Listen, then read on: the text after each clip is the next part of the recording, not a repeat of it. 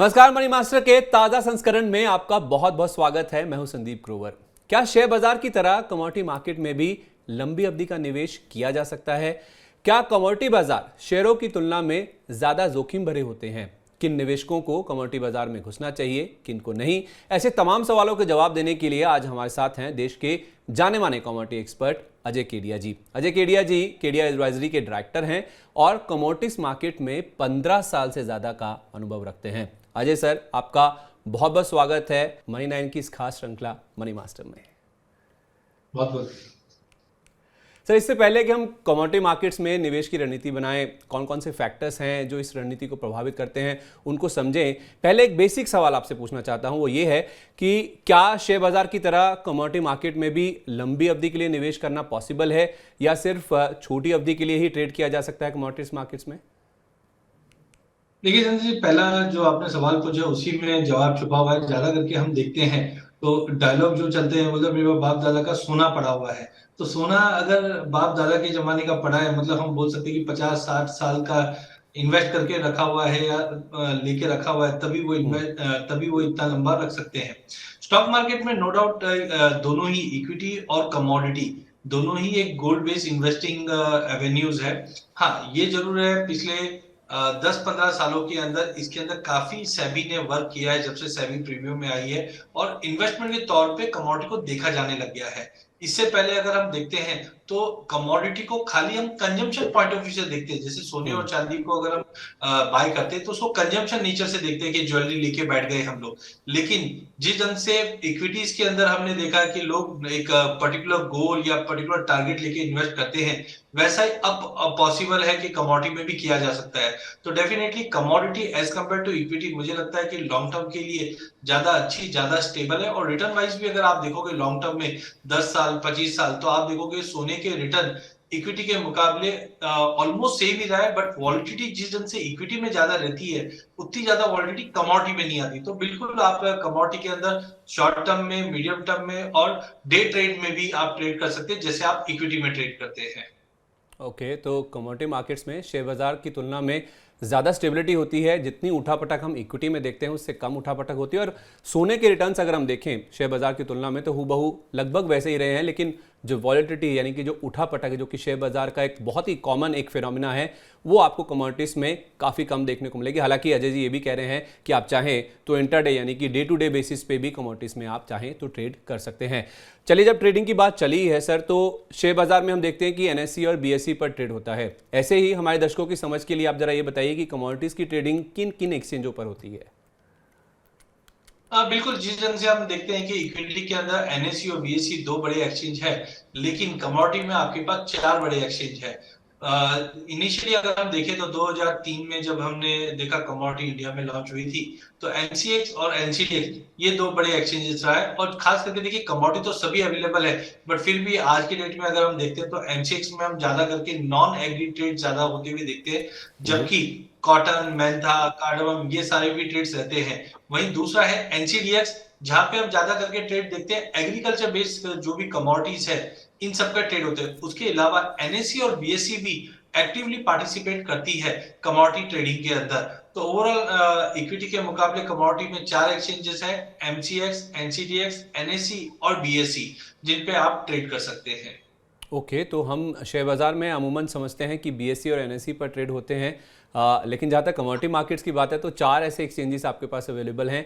एक तो एमसीएक्स है, दूसरा एनसीडीएक्स है, और शेयर बाज़ार में ही जैसे बीएसई एनएसई बहुत फेमस हैं, वो कमोडिटीज़ की ट्रेडिंग भी करवाते हैं। तो उस लिहाज से देखा जाए तो जहाँ शेयर बाज़ार में 2 एक्सचेंजेस हैं जो कि ट्रेडिंग करवाती हैं, कमोडिटीज़ मार्केट में अजय जी हमें बता रहे हैं कि 4 ऐसे एक्सचेंज हैं जो कि ट्रेडिंग करवाते हैं, एनएससी बीएसई के अलावा एमसीएक्स और उसमें एनसीडीईएक्स, इसको भी आप जोड़ सकते हैं। अच्छा सर, कमोडिटीज़ मार्केट में निवेश या ट्रेडिंग करने के लिए क्या क्या इंस्ट्रूमेंट्स, क्या क्या साधन मौजूद हैं? क्या शेयर बाजार की तरह कमोडिटीज़ को भी खरीदकर लंबे समय के लिए रखा जा सकता है, जैसे हम शेयरों को लंबे अवधि के लिए डीमैट अकाउंट में होल्ड करके रख देते हैं?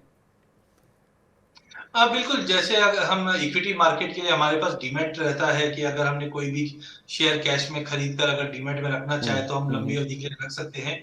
वैसे ही कमोडिटी का भी डीमैट अकाउंट ओपन होता है, जहाँ पे आप सोना, चांदी या अदर कमोडिटी जो डिलीवरी में अवेलेबल है, वो आप डीमैट में रख सकते हैं। इक्विटी के अंदर जैसे कि हम जानते हैं कि हमारे पास फ्यूचर करके एक सेगमेंट होता है, हम्म। ऑप्शंस होता है और इंडेक्स होता है। जैसे Nifty bank Nifty equity market के इंडेक्स है। सिमिलरली कमोडिटी के अंदर भी हम फ्यूचर्स पे भी ट्रेड कर सकते हैं, ऑप्शंस पे भी ट्रेड कर सकते हैं। और अब एग्री में या नॉन एग्री में भी इंडेक्स आ चुके हैं। जैसे एमसीएक्स पे बुलडेक्स है जो बुलियन का इंडेक्स होता है, एनर्जी इंडेक्स है जो एनर्जी काउंटर का एक इंडेक्स है। जैसे हम निफ्टी में अलग अलग टाइप की निफ्टी देखते हैं, bank Nifty, IT Nifty, hmm. वैसे ही bullion index, energy index, metal index, agri index, guar index, soya index, ये सारे इंडेक्स भी अवेलेबल है। तो आप जिस ढंग से इक्विटी में ट्रेड करते हैं, सेम विजवी आप कमोडिटी में भी कर सकते हैं, चाहे फ्यूचर में कीजिए, ऑप्शन में कीजिए या हम्म। इंडेक्स में ट्रेड करके ट्रेड कीजिए। ओके, तो फ्यूचर्स, ऑप्शंस और उसके साथ साथ जैसे हम शेयर बाजार में देखते हैं कि डिफरेंट सेक्टर के इंडेक्स होते हैं, वैसे ही कमोडिटीज़ में भी अब एनर्जी इंडेक्स हुआ, बुलियन इंडेक्स हुआ, सोया इंडेक्स हुआ, ये सारे इंडेक्स भी मौजूद हैं। तो उस लिहाज से देखा जाए अब कमोडिटीज़ मार्केट में भी ऑप्शंस काफ़ी ज़्यादा खुल चुके हैं। जैसे हम शेयर बाजार में देखते हैं बहुत सारे इंस्ट्रूमेंट्स अवेलेबल होते हैं ट्रेड करने के लिए। अच्छा सर, जितनी मेरी समझ है कमोडिटीज़ मार्केट की, उसके बेसिस पे आपसे एक सवाल पूछ रहा हूँ कि शेयर बाजार की ज़्यादातर कंपनियों के विपरीत कमोडिटीज मार्केट में हम देखते हैं कि कमोडिटी के साइकिल होते हैं। साइकिल अगर हम देखा जाए तो किसी भी कमोडिटी ट्रेडर या निवेशक के लिए बहुत ही इंपॉर्टेंट होते हैं। ये साइकिल थोड़ा समझाइए कि ये जो कमोडिटीज़ के साइकिल होते हैं ये क्या होते हैं और किसी भी ट्रेडर या निवेशक के लिए कितने इंपॉर्टेंट, कितने महत्वपूर्ण होते हैं ये साइकिल्स। हाँ, डेफिनेटली इक्विटी में हम ज्यादा करके देखते हैं कि एक तरह का हम बोल सकते हैं एक साइक्लिक सिंपल एक ही रहता है कि जब तेजी आती है तो सारे स्टॉक तेजी कर रहे हैं और जब मंदी आती है तो सारे स्टॉक्स में गिरावट आती है। बट कमोडिटी में ऐसा नहीं है। कमोडिटी में हम डिफरेंट डिफरेंट सेगमेंट्स देखते हैं। फॉर एग्जांपल बुलियन है, तो बुलियन के अंदर सोने चांदी में ट्रेड होता है और ज्यादा करके हम देखते हैं सोने और चांदी में तेजी कब आती है, जब इकोनॉमी हमारी अच्छे से काम नहीं कर रही है या कोई जियोपॉलिटिकल टेंशन है या रिसेशन का फियर है। रिसेंटली हमने देखा कि कोविड के ड्यूरेशन में इनिशियली तो सोने चांदी में गिरावट थी, बट कोविड का जो कंसर्न बढ़ता हुआ दिखाई दिया, तब हमने सोने और चांदी में एक एक काफी अच्छी रैली आती हुई देखी है। तो एक हो सकता है हम बुलियन की साइकिल की बात करें, वैसे ही एनर्जी साइकिल होती है। एनर्जी साइकिल में अगर आपको ध्यान हो तो 2020 से पहले हम 2020 के ड्यूरेशन में हमने देखा था नेचुरल गैस और कच्चा तेल ये काफी हद तक टूट चुके थे। इंटरनेशनल में अगर देखें तो हमने $1 के करीब नेचुरल गैस को ट्रेड करते हुए देखे थे और कच्चे तेल को $10 के नीचे भी जाते हुए देखा था। बट उसके बाद जब इकोनॉमी पटरी पर लौटते हुए दिखाई दी तो एनर्जी के कंजम्पशन बढ़ते हैं, जिसकी वजह से हम एक साइकिल, पॉजिटिव साइकिल देखते हैं। तो यहाँ पे हमने देखा कच्चा तेल और नेचुरल गैस में एक अच्छी बड़ी तेजी आई। ऐसा ही कुछ हाल बेस मेटल का है। जब इकोनॉमी को पटरी पे लाने की कोशिश की जाती है तो इकोनॉमी के अंदर इंफ्रास्ट्रक्चर स्पेंडिंग बढ़ती है और जब भी इंफ्रास्ट्रक्चर स्पेंडिंग बढ़ती है तो स्टील, कॉपर, एल्यूमिनियम, इन सब के भाव में एक अच्छी खासी रैली आती है। तो पिछले 3 साल में अगर आप देखेंगे तो कॉपर जो 320 रुपए का भाव चलता था वो आज लगभग हम देख रहे हैं कि 780 का भाव है। तो ये एक लंबी साइकिल चल पड़ी है। वैसी एग्री कमोडिटी भी होती है। जैसे कि हम जानते हैं कि देश भर में हम एग्रीकल्चर उगाते एक सीजन में है बट खाते हम पूरे साल भर है। तो उसका भी एक साइकिल होता है। फॉर एग्जाम्पल अब अगर हम देखते हैं तो रबी की सोइंग हो चुकी है, हार्वेस्टिंग स्टार्ट हो रही है। तो अगले 3 4 6 महीने तक अगर हम देखेंगे तो सप्लाई हमारे पास कंटिन्यू रहेगी, जिसके चलते क्रॉप्स के अराइवल्स अच्छे रहेंगे और भाव में नरमी आना चालू हो सकती है। तो इसी तरीके से कमोडिटी के अंदर छोटी और बड़ी दोनों ही साइकिल चलती है। एग्री के अंदर डिपेंड करता है सप्लाई कब कब इंप्रूवमेंट आ रही है, तब तब हम प्राइजेस में गिरावट देखते हैं। लेकिन सोने में अगर हम देखते हैं तो बड़ी साइकिल है जो इकोनॉमी के लिहाज से चलती है। कंजम्पशन के हिसाब से अगर हम बात करें तो हम जानते हैं दिवाली पे धनतेरस पे हम ज्यादा करके सोने में बाइंग करते हैं। तो आप हमेशा देखोगे कि दिवाली के नजदीक सोने में एक तेजी आ जाती है। तो छोटी और बड़ी साइकिल कमोडिटीज में कंटिन्यू चलती रहती है। ओके, तो काफ़ी सारे साइकिल से चलते रहते हैं, छोटे बड़े दोनों तरह के, जो अलग अलग तरह की कमोडिटीज़ में अलग अलग समय पे चलते हैं और उन सप्लाई के बेसिस पे या कुछ त्योहारों की वजह से उन कमोडिटीज़ की जो प्राइजेस हैं उसमें काफ़ी ज़्यादा वेरिएशन भी आता रहता है। तो ये किसी भी कमोडिटीज़ ट्रेडर या निवेशक को इसके बारे में बहुत ध्यान से समझना चाहिए अगर वो कमोडिटीज़ मार्केट में निवेश या तो फिर ट्रेड से जुड़ी हुई कोई भी रणनीति तैयार करता है। तो सर, जैसे शेयर बाजार में बहुत सारे सेक्टर्स होते हैं, वैसे ही कमोडिटीज़ के भी बहुत सारे प्रकार होते हैं, टाइप्स होते हैं। इनको कैसे अलग अलग कर सकते हैं या बाइफरगेट कैसे किया जा सकता है जो तमाम कमोडिटीज़ अवेलेबल हैं ट्रेड करने के लिए?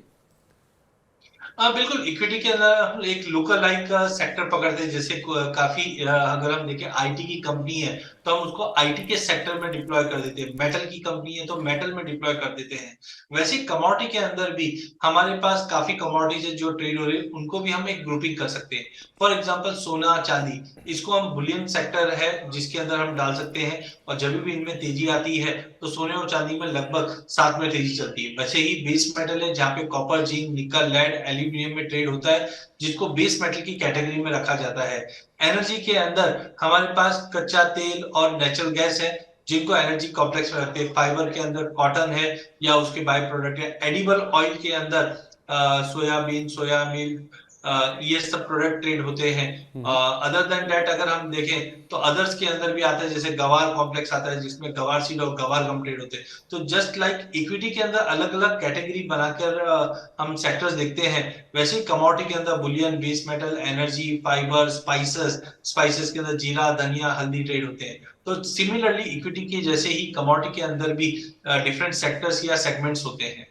ओके, तो बहुत सारे सेगमेंट्स अवेलेबल होते हैं कमोडिटीज़ में, बुलियन है, एनर्जी है, स्पाइसेस है, और भी एडिबल ऑयल भी है। कई सारे ऐसे सेगमेंट्स बताए हैं जो कि कमोडिटीज़ में अब ट्रेड के लिए अवेलेबल है। तो एक काफ़ी बड़ी बास्केट है कमोडिटीज़ की, जहाँ तक बात है। अगर कोई कमोडिटीज़ में ट्रेड करना शुरू करना चाहता है या ट्रेड कर रहा है तो उसके लिए जो अवेलेबल इंस्ट्रूमेंट्स हैं उनकी जो लिस्ट है वो काफ़ी लंबी होती जा रही है।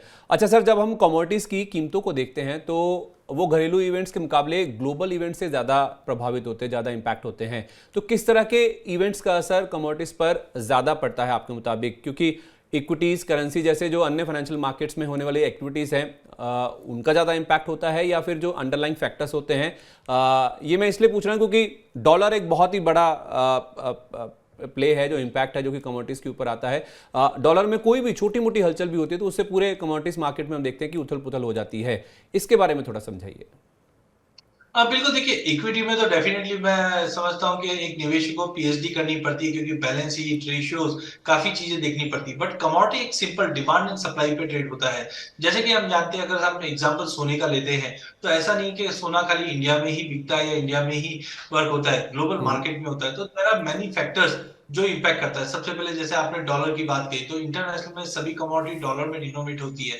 तो जब भी डॉलर में तेजी आती है तो कहीं ना कहीं कमोडिटी इनवर्सली कोरिलेट होने की वजह से गिरावट दिखाती है। वहीं जियोपॉलिटिकल टेंशन काफी इंपॉर्टेंट है। हमने रिसेंटली देखा कि यूक्रेन और रशिया के बीच में जब तनाव बढ़ा था, तब हमने देखा कि काफी कमोडिटीज में एक उतार चढ़ाव बन गया। जैसे सोने और चांदी में सेफ हेवन के चलते एक तेजी बनती हुई दिखाई दी। वहीं कच्चे तेल के अंदर हमने देखा कि सप्लाई कंसर्न्स थी, जिसकी वजह से एक अच्छी खासी तेजी बनती हुई दिखाई दी। चाइना में कोविड हुआ तो हम्म। चाइना हम जानते हैं सबसे बड़ा प्रोड्यूसर और सबसे बड़ा कंज्यूमर भी है कमोडिटी का। जी। इसके चलते भी हमने प्राइसेस के अंदर एक बड़ा फॉल और जंप भी आते हुए दिखा। इसके अलावा जियोपॉलिटिकल टेंशन के साथ साथ हम देखते हैं कि इकोनॉमी कैसे वर्क कर रही है। जैसे कि यूएस एक सबसे बड़ा, एक हम बोल सकते हैं ड्राइविंग मार्केट है। तो यूएस में हमने देखा जीडीपी इंप्रूवमेंट होती है तो डॉलर में मजबूती आती है, उसका एक नेगेटिव असर हम प्राइसेस पे पड़ते हुए। रिटेल सेल्स अगर चाइना से इंप्रूव हो रही है या इंडस्ट्रियल प्रोडक्शन एक्टिविटी बढ़ रही है, तो हम मान के चलते हैं कि मेटल के कंजम्पशन कंटिन्यू बढ़ रहे हैं, तो बेस मेटल को सपोर्ट मिलता है। इसी तरीके से एग्री कमोडिटी भी इंपैक्ट करती है। जैसे कि हम जानते हैं कि इंडिया के अलावा अगर हम देखें अर्जेंटीना, यूएस, ये भी काफी बड़े प्रोड्यूसर है ब्राजील के साथ साथ। अब अर्जेंटीना में हम देख रहे हैं पिछले 3 महीने से ड्राई वेदर की वजह से काफी क्रॉप खराब हो रही है, जिसके चलते क्रॉप के भाव अगर अर्जेंटीना में, ब्राजील में बढ़ रहे हैं, उसका एक कैस्केडिंग इफेक्ट हम इंडिया में भी देखेंगे। सबसे अच्छा उदाहरण है व्हीट का।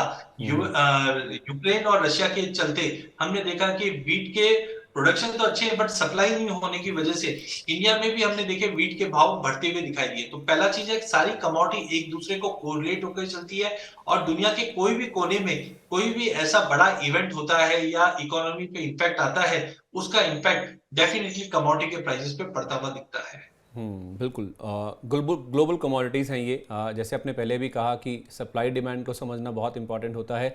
सप्लाई यानी कि अगर कोई फसल होती है, कोई किसी कारणवश या किसी वेदर इम्पैक्ट या क्लाइमेटिक कंडीशन की वजह से फसल ख़राब होती है या उसकी कम उपज होती है, तो जाहिर सी बात है फिर सप्लाई कम होगी तो डिमांड ज़्यादा रहेगी, तो उसका जो इम्पैक्ट है प्राइजेस के ऊपर देखने को मिलता है। रशिया यूक्रेन का एग्जाम्पल आपने दिया, वीट के प्राइजेस हमने देखा भी है, रिकॉर्ड ऊंचाई पर पहुंच गए थे। तो ये कुछ बहुत इंपॉर्टेंट फैक्टर्स हैं जो कि अजय जी हाईलाइट कर रहे हैं, जो कि कमोडिटी की कीमतों के ऊपर इम्पैक्ट डालते हैं। इसी तरह से अगर हम अंडरलाइन फैक्टर्स की बात करते हैं तो इकोनॉमिक और मॉनेटरी फैक्टर्स के अलावा जियोपॉलिटिक्स का भी बहुत बड़ा हाथ है कमोडिटीज़ की कीमतें तय करने में, जैसे आप राइटली हाईलाइट कर भी रहे थे। तो आपके हिसाब से इन सब फैक्टर्स में से कमोडिटी की कीमतों को निर्धारित करने में ज़्यादा बड़ा रोल किसका है? इकोनॉमिक फैक्टर्स का, जियोपॉलिटिकल का, मॉनेटरी का, या कुछ और फैक्टर्स का?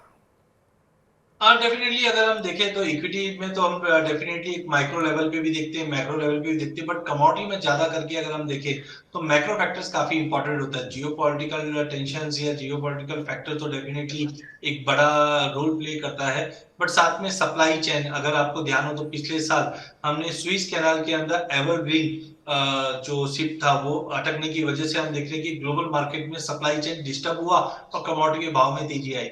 इसके अलावा प्रोडक्शन कैपेसिटी, ट्रांसपोर्टेशन या पॉलिटिकल अनस्टेबिलिटी बने हुए हैं, या interest rate, inflation, exchange rate, ये भी काफी फैक्टर है। और एक अच्छी चीज ये भी है कि इक्विटी के अंदर डेटा निकालना या न्यूज देखना काफी कॉम्प्लिकेटेड हो जाता है, बट कमोडिटीज के अंदर जितने भी ये फैक्टर्स की बात कर रहा हूँ ये इजीली हम नॉर्मल चैनल्स पे भी सुनते हुए देखते हैं। जैसे तुर्की में अभी हम रिसेंटली अर्थक्वेक होते हुए देखा, जिसकी वजह से कच्चे तेल में 1 मिलियन बैरल के आसपास का सप्लाई एक बार स्टॉप होता हुआ दिखाई दे, जिसकी वजह से कच्चे तेल में तेजी है। अब वो रिवैम्प होकर वापस लाइनअप हुआ, हमने भाव में गिरावट आती। तो जो भी ये इवेंट होते हैं ये इजीली अवेलेबल होते हैं as compare to equity market, जिसकी वजह से ट्रेड करना, पोजीशन बनाना कमोडिटी में काफी अच्छा है एज कंपेयर टू इक्विटी। ठीक है, तो न्यूज़ फ्लो काफ़ी इजीली मिल जाता है जहाँ तक कमोडिटीज़ की बात है, और उससे हम कहीं ना कहीं जो प्राइजेस के ऊपर इम्पैक्ट है उसे आसानी से समझ सकते हैं। अलग अलग फैक्टर्स हैं जो अलग अलग तरह से इम्पैक्ट करते हैं कमोडिटीज़ के ऊपर। और मेरा इनफैक्ट जो अगला सवाल है वह इसी बात के ऊपर है कि अगर हम ओवरऑल इम्पैक्ट की बात करें तो क्या अलग अलग तरह की कमोडिटीज़ पर जो अलग अलग फैक्टर्स होते हैं उनका अलग अलग तरह से असर होता है? जैसे कच्चे तेल पर ओपेक देशों की राजनीति का और गोल्ड पर किसी भी तरह की अनिश्चितता का, तो क्या अलग अलग कमोडिटीज, अलग अलग फैक्टर्स अलग अलग तरह से इंपैक्ट करते हैं? बिल्कुल, देखिए एक सिंपल उदाहरण मैं कच्चे तेल का ही लेता हूं। कच्चा तेल अगर $20 से $40 की तरफ जाता है तो हम बोल सकते हैं कच्चा तेल महंगा हो रहा है, बट ये इकोनॉमी में कंजम्पशन का एक सिग्नल है कि इकोनॉमी रिवाइव हो रही है, डिमांड बढ़ रहा है, जो इकोनॉमी के लिए भी अच्छा है। बट यही कच्चा तेल अगर $100 से 140 की तरफ जाता है तो हम बोलते हैं महंगाई बढ़ना चालू हो चुकी है, उसका इंपैक्ट इकोनॉमी पे नेगेटिव पड़ता है। वैसे ही जैसे आपने अभी गोल्ड और कच्चे तेल को कंपेयर करके देख रहे हैं, ये काफी ऐसी न्यूज होगी जो कच्चे तेल को ही इंपैक्ट कर रही है, गोल्ड उसमें पार्टिसिपेट नहीं कर रहा है। बट ऐसे कॉमन फैक्टर्स भी होते हैं जो कच्चा तेल और डॉलर दोनों को इंपैक्ट करते हैं, जैसे डॉलर इंडेक्स। अगर डॉलर में गिरावट आ रही है तो डॉलर गोल्ड और क्रूड को इनवर्सली कोरिलेट करता है। तो डेफिनेटली कमोडिटी के अंदर ये एक अच्छी चीज है कि जो भी इवेंट्स हो रहे हैं आइदर वो पूरे कॉम्प्लेक्स को इंपैक्ट करता हुआ दिखाई देगी। कुछ डेटा ऐसे भी होते हैं जो पूरे कमोडिटी कॉम्प्लेक्स को इंपैक्ट करते हैं, और कुछ ऐसे भी डेटा आते हैं जो पर्टिकुलरली एक कमोडिटी रिलेटेड ही है, उसी को इंपैक्ट करेंगे। तो डेफिनेटली आपको ऐसे न्यूज थोड़े से देखकर इंप्लीमेंट करने चाहिए कमोडिटी।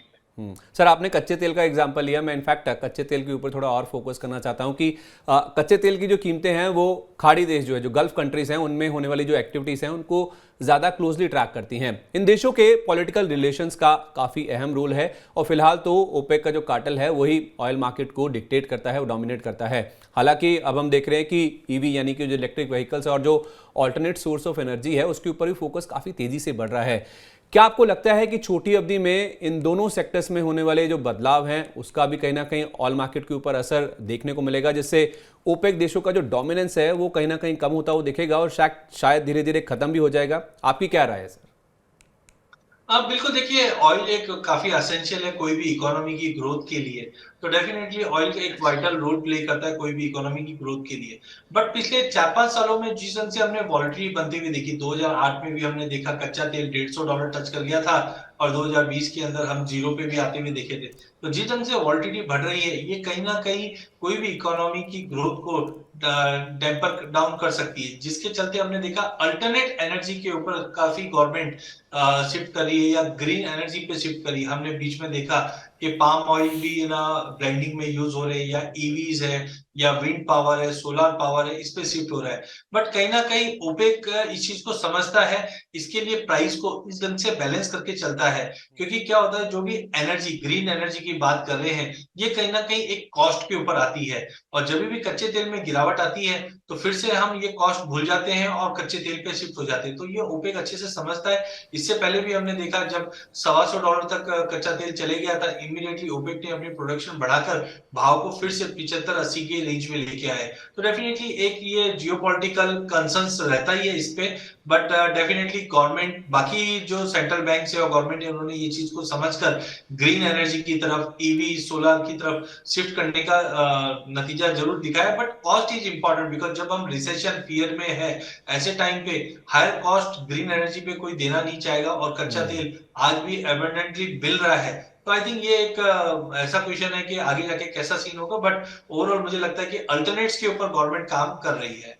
ठीक है, ऑल्टरनेट्स के ऊपर काम हो रहा है, लेकिन अभी भी कच्चे तेल का डोमिनेंस प्राइस के हिसाब से देखा जाए ऑल्टरनेट सोर्सेज के मुकाबले अभी भी बेटर चॉइस के तौर पे जो लोग हैं एज अ कंजम्पशन के तौर पे ऑयल के ऊपर अभी भी ज़्यादा फोकस कर रहे हैं। आने वाले समय में स्थिति कैसी होगी उसे समझना होगा, लेकिन फिलहाल के लिए तो ऑयल ही, बाकी जो ऑल्टरनेट सोर्सेज ऑफ एनर्जी, चाहे ग्रीन एनर्जी की बात करें, उसके मुकाबले एक बेटर कंजम्पशन सोर्स के तौर पे देखा जाता है। अच्छा सर, हमने कच्चे तेल की बात कर ली, अब जरा मैं थोड़ा बेस मेटल्स के बारे में बात करना चाहता हूँ।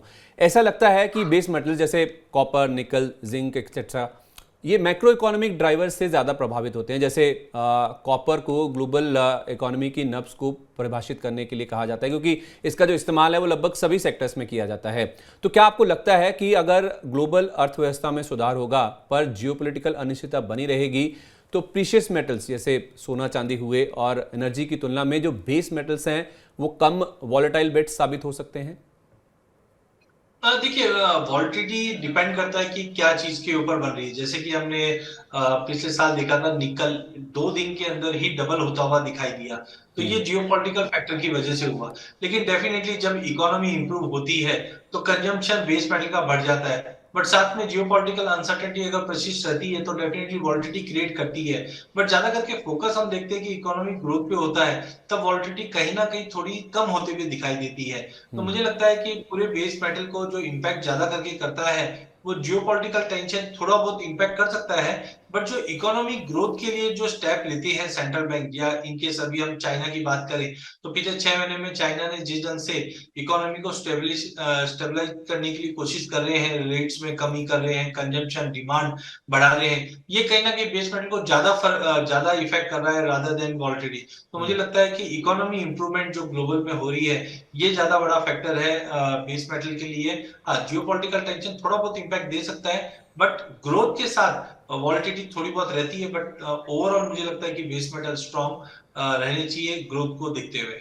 ओके, तो ग्रोथ को देखते हुए बेस मेटल स्ट्रांग रह सकते हैं और ग्लोबल इकोनॉमी में सुधार होना ये बेस मेटल्स के लिए ज़्यादा बड़ा ट्रिगर है। अच्छा सर, जब हम अनसर्टेनिटी की बात करते हैं या अनिश्चितता की बात करते हैं तो उस दौरान हम देखते हैं कि गोल्ड को सेफ हेवन यानी सुरक्षित निवेश के तौर पर देखा जाता है।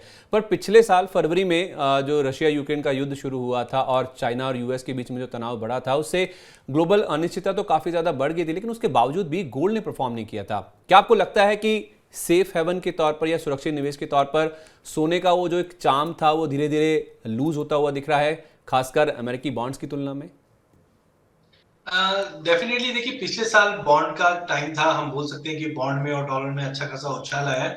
लेकिन एक्सपेक्टेशन काफी ज्यादा हाई गोल्ड से बन चुका था। देखिए 2020 में हम देखें, पैंडेमिक के समय अगर डोमेस्टिक मार्केट में गोल्ड के भाव देखा जाए तो 29 से 30 हजार के भाव थे। और अगस्त 2020 के अंदर ये लगभग 56 हजार का हाई लगा चुका था। तो कोई भी असेट क्लास है या कोई भी इन्वेस्टमेंट है, उसमें एक परसेंटेज फिक्स रहना चाहिए कि रिटर्न कितना बने। तो मुझे लगता है कि 2020 के अंदर जो एक बड़ा जंप आते हुए देखा, 30 हजार से लेके 56 हजार का, लगभग हम देखें तो 90% का जंप आता हुआ दिखाई दिया। तो 2021-22 के अंदर हमने देखा उसमें एक स्टेबिलिटी बनती हुई दिखाई दी। बट एक अच्छी चीज ये देखी, पिछले साल डॉलर में भी तेजी बनी, बॉन्ड में भी तेजी बनी, बट उसके बावजूद सोने में हमने कोई एक्स्ट्रा ऑर्डिनरी बड़ा फॉल नहीं आता हुआ दिखाई दिया। इनफैक्ट एक कंसोलिडेशन रहा। नो डाउट इंटरनेशनल में हमने 1620 के लेवल भी देखे, बट डोमेस्टिक मार्केट में ऑफसेट होता रहा रुपए की वजह से। बट मुझे लगता है कि बॉन्ड और डॉलर में एक जियोपॉलिटिकल कंसर्न जो बन रहा था, उसका एक बाइंग बनता हुआ दिखाई दिया। बट अभी भी मुझे लगता है कि सोना एक सुप्रीम इन्वेस्टमेंट डेस्टिनेशन होता है जब भी ऐसे इवेंट होते हैं। तो मुझे लगता है टेम्पररी जो सेफ हेवन बाइंग था वो शिफ्ट जरूर हुआ था डॉलर और बॉन्ड पे, because US is the biggest economy. But gold पे वापस अब लौटते हुए दिखाई दे रहे हैं। अगर हम पिछले 3 महीने के रिटर्न्स की बात करें तो इंटरनेशनल में भी सोना 1620 से 1930 1970 का हाई लगाता हुआ दिखाई दिया, जो कहीं ना कहीं वापस प्रूफ करके दिखाता है कि जब भी कोई की इवेंट होता है तो सेफ हेवन के लिए लोग सोने पे ही डिपेंडेंट ज्यादा रहते हैं। तो मुझे लगता है सोना सेफ हेवन पे कोई खोया नहीं है, थोड़ा लेट स्टार्ट हुआ है बट अभी भी पटरी पे है। इनफैक्ट इसको तो सर दुनिया भर के जो कई सेंट्रल बैंक्स हैं उन्होंने भी इस चीज़ को साबित किया, क्योंकि दुनिया भर के जो सेंट्रल बैंक्स हैं, ज़्यादातर जो सेंट्रल बैंक्स हैं उन्होंने सोने की जो खरीद है उसे पिछले कुछ समय में काफ़ी ज़्यादा बढ़ाया है। ये जो अनिश्चितता का पूरा माहौल था उस दौरान हमने देखा कि global central banks including RBI उनकी ओर से सोने में काफ़ी ज़्यादा खरीद होती हुई दिखी है। अच्छा सर, एक चॉइस अगर मैं आपको दूँ सोने और चांदी के बीच में, क्योंकि सोना आपने बताया जैसे 1970 तक का जो हाई है वहां तक भी जाता वो दिखा था, अगर सोने और चांदी के बीच में से चुनना हो तो आप किसे चुनेंगे? मैं डेफिनेटली चांदी को चुनूंगा। बिकॉज देखिए, अगर हम रिलेटिव परफॉर्मेंस की बात करें तो एज कंपेयर टू गोल्ड चांदी बिल्कुल आउट परफॉर्म नहीं कर पाई है। अगर हम रेशियो में देखते हैं तो गोल्ड सिल्वर रेशियो इस वक्त 80 के करीब है। हिस्टोरिकली अगर हम देखें तो ये रेशियो 31 तक जा चुका है अप्रैल 2011 में, जो बताता है कि अभी भी गुंजाइश है कि चांदी सोने के मुकाबले ज्यादा आउट परफॉर्म कर सकती है, क्योंकि जियोपॉलिटिकल टेंशन, सेंट्रल बैंक की जो बाइंग हो रही है, ये कहीं ना कहीं गोल्ड को सपोर्ट दे रहा है। लेकिन जब इकोनॉमी में हम कंजम्पशन की बात करते हैं तो इंडिया ने भी पिछले साल रिकॉर्ड इंपोर्ट किया था चांदी।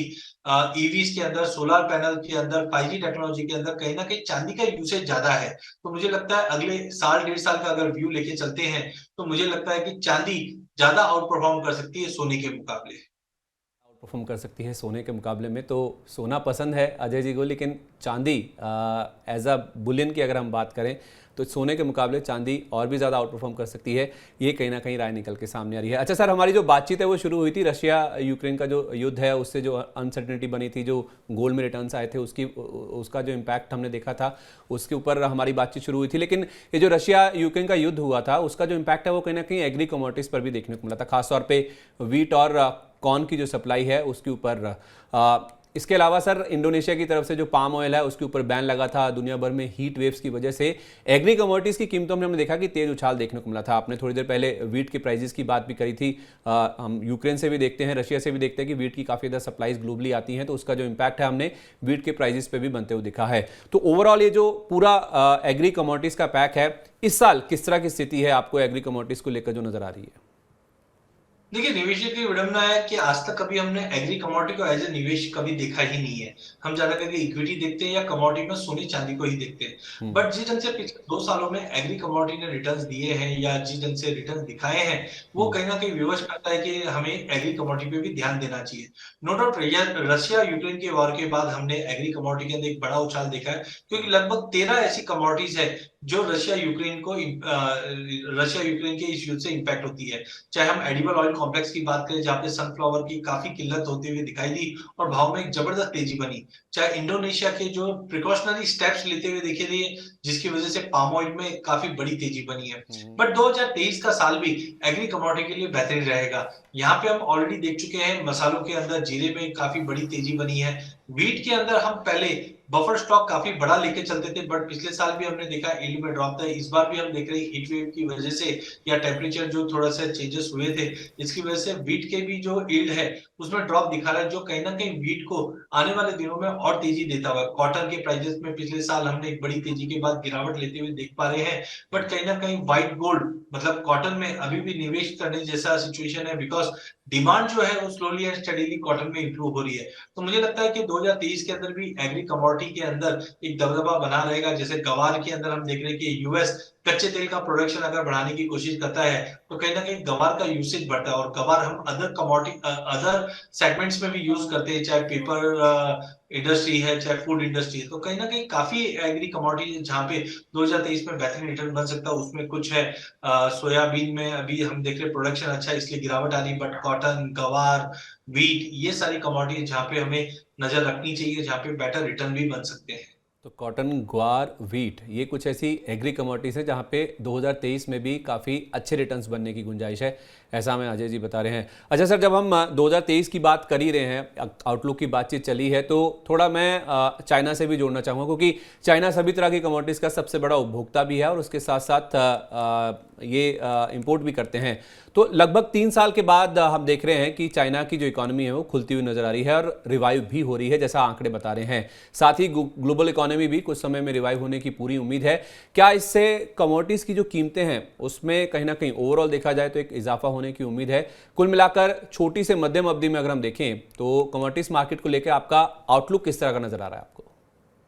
देखिए, कमोडिटी की जब हम बात करें तो चाइना को इग्नोर नहीं कर सकते, because the size of population, size of consumption, size of export, ये सब चाइना के साथ जुड़ा हुआ रहता है। नो डाउट 3 साल से चाइना काफी साइलेंटली मूव कर रहा था, बिकॉज पहले तो कोविड, उसके बाद हमने रिसेशन के फियर पहले ही चाइना में आते हुए देखे। बट पिछले 6 महीने के अंदर चाइनीज गवर्नमेंट ने काफी बड़े स्टेप्स लिए हैं, जिसकी वजह से कमोडिटी की कंजम्पशन बढ़ते हुए दिखाई दे रहे हैं। दूसरी ओर कमोडिटी के जो स्टॉक्स है चाइना में, वो भी काफी ज्यादा हद तक डिप्लीट हो चुके हैं। तो हमें लगता है कि अगला 1-1.5 साल चाइना की तरफ से काफी इंपॉर्टेंट है। ऑलरेडी हमने देखा काफी बड़े मर्चेंट बैंकर्स है, सेंट्रल बैंक है, उन्होंने ये पहले ही बताया है कि चाइनीज इकोनॉमी ग्लोबल इकोनॉमी को रिकवरी में एक बड़ा सिग्निफिकेंट रोल प्ले करेगा। तो टाइमिंग मुझे लगता है कि कमोडिटी लाइक बेस मेटल, जहां पे हम देख रहे हैं कि एक अच्छी खासी बाइंग चाइना की तरफ से चल रही, कच्चे तेल में भी हम देख रहे हैं कि इकोनॉमी को पटरी पे लाना है तो डिमांड बढ़ेगी। तो मुझे लगता है बेस मेटल, कच्चा तेल, सोने में भी, क्योंकि चाइनीज न्यू ईयर रिसेंटली गया जहां पे हमने देखा चाइना ने काफी अच्छी गोल्ड में बाइंग भी की है। वहीं एग्री कमोडिटी की भी अगर हम बात करें तो चाइना सोयाबीन, मक्का, कैस्टर, इन सब का बड़ा बायर है कॉटन के साथ साथ। तो मुझे लगता है कि चाइना अगले कुछ महीनों के अंदर अपनी बाइंग और बढ़ाएगा, जिसका एक positive impact prices, commodity prices पे पड़ता हुआ दिखाई दे सकता है। ओके, तो 3 साल बाद चाइना की इकोनॉमी खुली है, रिवाइव होने की उम्मीद है, तो उससे कच्चा तेल एक फैक्टर तो है ही है, क्योंकि मैन्युफैक्चरिंग इकोनॉमी है, सोने की जो मांग है वो भी कहीं ना कहीं बढ़ सकती है, एग्री कमोडिटीज और उसके साथ साथ बेस मेटल्स, क्योंकि मैन्युफैक्चरिंग हब है दुनिया का, तो उस लिहाज से जो बेस मेटल्स हैं, कॉपर हुआ, जिंक हुआ, बाकी निकल हुआ, इनकी भी कहीं ना कहीं जो मांग है वो काफ़ी स्ट्रांग रह सकती है। तो 4 तरह की ऐसी कमोडिटीज़ है जिनका मेंशन किया है अजय सर ने। 2023 में जो चाइना की ओपनिंग हो रही है, री ओपनिंग हो रही है 3 साल के बाद कोविड की वजह से या रिसेशन के जो फियर्स थे उसके बाद, उसका जो इम्पैक्ट ये 4 तरह की जो कमोडिटीज़ हैं उसके ऊपर देखने को मिल सकता है। तो आज की जो बातचीत है उससे उम्मीद है कि आपको अपनी जो रणनीति है वो कहीं ना कहीं बनाने में काफ़ी ज़्यादा मदद मिलेगी। अजय सर, आपका बहुत बहुत शुक्रिया मनी मास्टर की इस खास श्रृंखला में आज हमारे साथ जुड़ने के लिए, अपना समय देने के लिए और बहुत ही आसान तरीके से कमोडिटीज मार्केट्स में निवेश की रणनीति बनाने में हमारे दर्शकों की मदद करने के लिए। Thank you so much.